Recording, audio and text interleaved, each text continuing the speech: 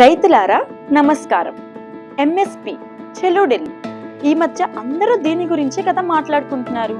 అసలు ఎంఎస్పి అంటే ఏంటి, రైతులకు ఈ ఎంఎస్పి వల్ల కలిగే ప్రయోజనాలు ఏంటి అనే దాని గురించి నేను మీకు చెప్తాను.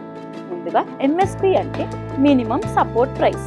మీరు పంట పండించేటప్పుడు సాగు చేశాక పంట కోతకు వస్తుంది కదా, అప్పుడు దాన్ని మీరు మార్కెట్లో గిట్టుబాటు ధరకు అమ్మాలి.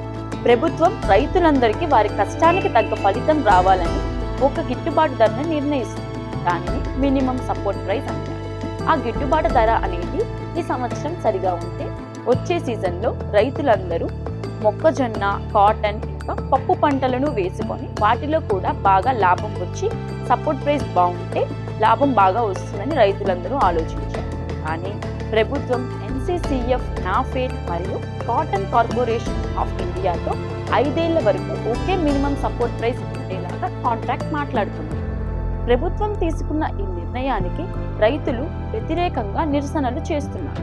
ఎందుకంటే ఇప్పుడు మనం పంటలు పండించేటప్పుడు విత్తనాలు, ఎరువులు, పురుగు మందుల ధర ఇప్పటికే బాగా పెరిగిపోయింది.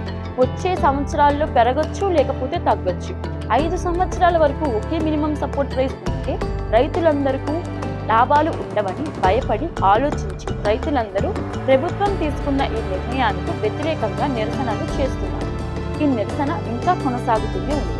కాబట్టి రైతులందరూ ఎవరైతే ఈ వీడియో చూస్తున్నారో వారందరూ వారికి తెలిసిన రైతులకు కూడా ఈ వీడియోని షేర్ చేయండి. ఇలా తాజా సమాచారం కోసం ఫార్మింగ్ స్టార్ ఛానల్ని ఫాలో అవ్వండి.